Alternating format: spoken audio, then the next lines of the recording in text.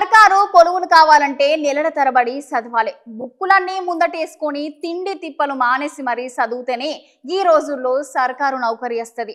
దినంలో 24 గంటలు బుక్లతోనే కుస్తీ పట్టాలి. నౌకరీ వచ్చేదాకా ఊర్లకి పోయేది లేదు, పెళ్లిళ్ళకి ఫంక్షన్లకి ఎక్కడికి పోయేది అని ఎటు పోకుండా గట్టిగా కూర్చొని చదువుతుంటారు చాలా మంది. కానీ వీళ్ళు చేసింది చూస్తే మీరైతే ఒకసారి దేవుడా అని అంటారు. ఇగో వీళ్ళందరూ ట్రైన్ ఇన్స్పెక్టర్లు. వీళ్ళందరినీ ఎక్కడికి తీసుకొని పోతున్నారు అని అనుకుంటుర్రా?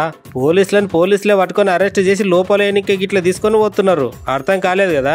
జరిగిన విషయం ఏంటంటే 2021 సంవత్సరంలో జరిగిన పోలీస్ పరీక్షలల్లా పేపర్ లీక్ అయిందట. గప్పట్లకి ముచ్చట పెద్ద దుమారమే లేపిందట. అయితే గట్ల పరీక్ష రాసి దగ్గర 300 మంది దాకా పోలీస్ కొలువులు కొట్టిరంట.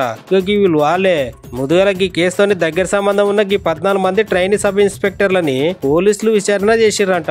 అంతేకాదు ఇంకో 40 మంది మీద గినే ఎఫ్ఐఆర్ నమోదు చేసిర్రట. సర్కార్ కొలువులు కావాలంటే కష్టపడి చదువుకోలే గాని ఈ పనులు చేసుడేంది చెప్పుర్రి. పేరుకి పోలీసులా, ఇప్పుడు గదే పోలీస్ స్టేషన్లకి మీరే దొంగలు లెక్క పోతురు కదా.